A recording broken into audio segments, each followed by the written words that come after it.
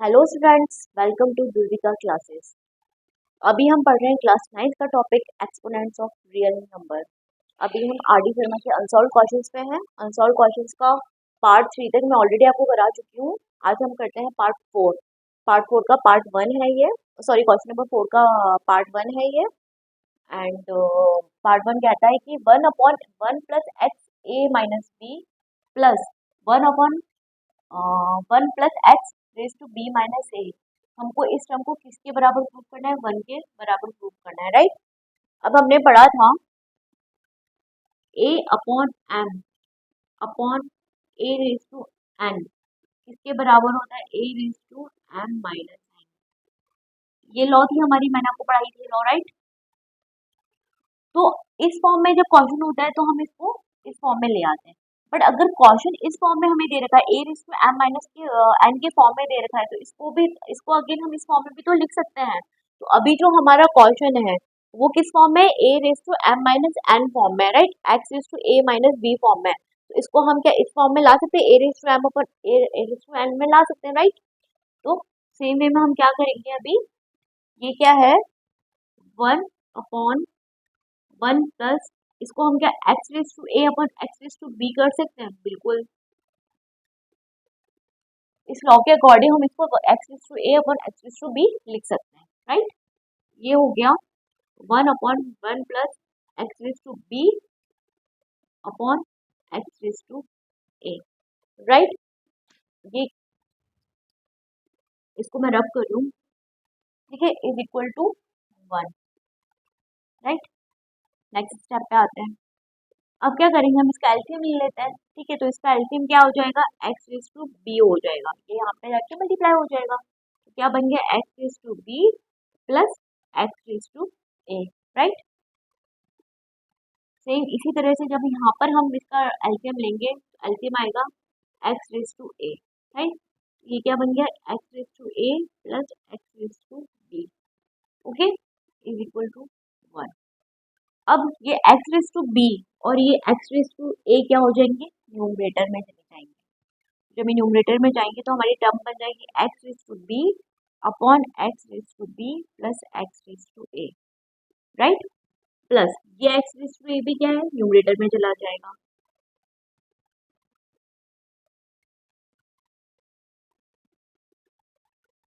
अब हमारे पास फाइनली दो टर्म्स क्या आई है? ये दो टर्म्स हमारे पास आई है।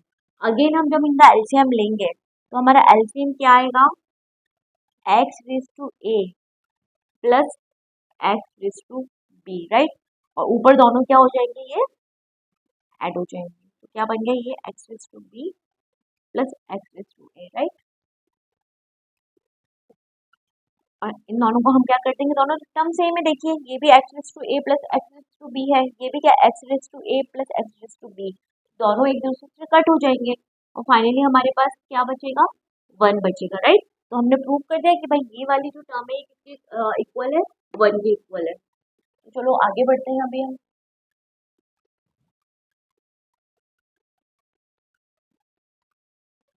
चलो ये आते हैं हम क्वेश्चन नंबर 4 के पार्ट 2 पे। पार्ट 1 हम ऑलरेडी कर चुके हैं, पार्ट 2 पे ये है हमारा question.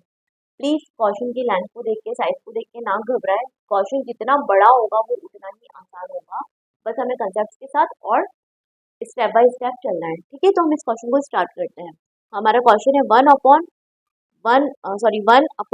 Plus x raise to b minus a plus x raise to c minus a plus 1/1 plus x raise to a minus c plus x raise to b minus c minus b, right. Plus 1/1 plus x raise to b minus c plus x raise to a minus c. इस term को भी हमें किसके equal prove करना है? 1 के equal prove करना है, राइट। तो स्टार्ट करते हैं हम क्वेश्चन को। ये हो गया 1/1 प्लस, जैसे कि पार्ट 1 में मैंने बताया था, इसको हम क्या लिख सकते हैं? X raise to b upon x raise to a. ये चीज ऑलरेडी मैं आपको पार्ट 1 में बता चुकी हूँ। ये हो जाएगा x raise to b upon x raise to a, ठीक है। ये हो जाएगा x raise to c upon x raise to a, right.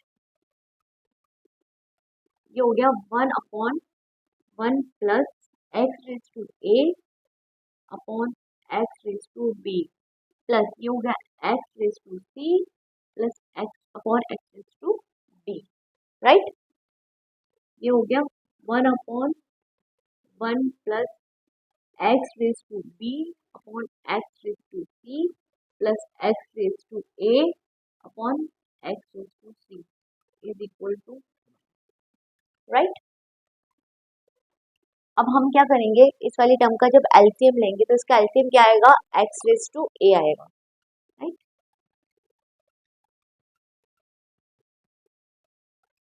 और ये एक्स रेज टू ए यहाँ जाके मल्टीप्लाई हो जाएगा, तो ये बना हमारी टर्म क्या बनी, x raise to a plus x raise to b plus x raise to c, right. Same way में यहाँ एलसीएम क्या हो जाएगा, एक्स रेज टू बी हो जाएगा और हमारी टर्म बन जाएगी x raise to b plus x raise to a plus x raise to c, right. आगे बढ़ते हैं,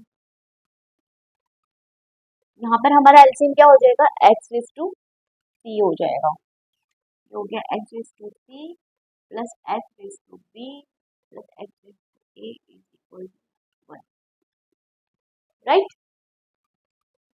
अब हम क्या करेंगे, इस एक्स रेज टू ए को ऊपर ले आएंगे, इस एक्स रेज टू बी को भी ऊपर ले आएंगे और इस एक्स रेज टू सी को भी न्यूमरेटर में ले आएंगे, तो हमारा बना x raise to a upon x raise to a plus x raise to b plus x raise to c plus ये भी न्यूमरेटर में आ जाएगा, राइट।